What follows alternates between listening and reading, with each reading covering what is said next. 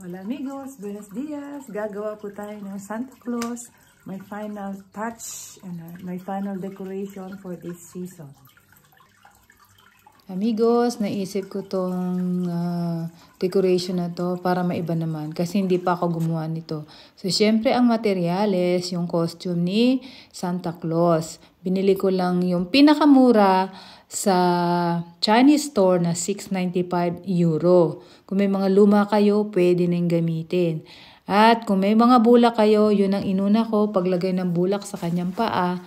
At kung walang bulak, kahit ano na pwedeng ilagay sa loob ng kanyang damit.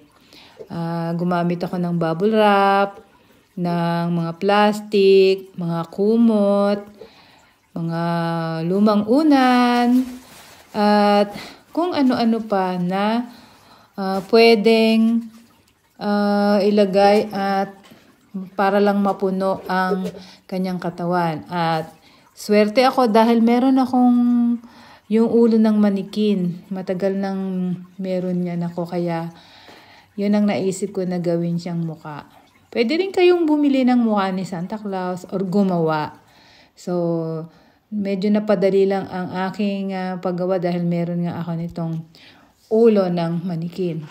At saka, alam nyo amigos, hindi naman kailangan maging perpekto ang ating paggawa kasi decoration lamang ito sa ating bahay, di ba? Magkakatuwaan lang. At kailangan nating magtiyaga, trial and error kasi kahit ako, hindi naman isang bagsak nakuha ko agad ang paggawa ko ng Santa Claus na yan. Maraming mali. Ilang beses ko ring binago kasi syempre first time. At para sa kamay, amigos, gumamit ako ng gloves or guantes. After mga ilang oras, eto na ang aking Santa Claus. Ho, ho, ho!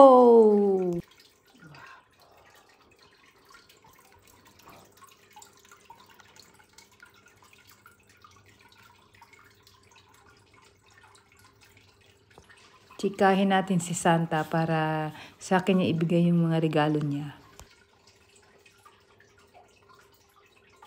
Ang gwapo ng aking Santa Claus. At alam niyo ba amigos, binata pa yan. Tanong ko sa inyo amigos ang aking simple project.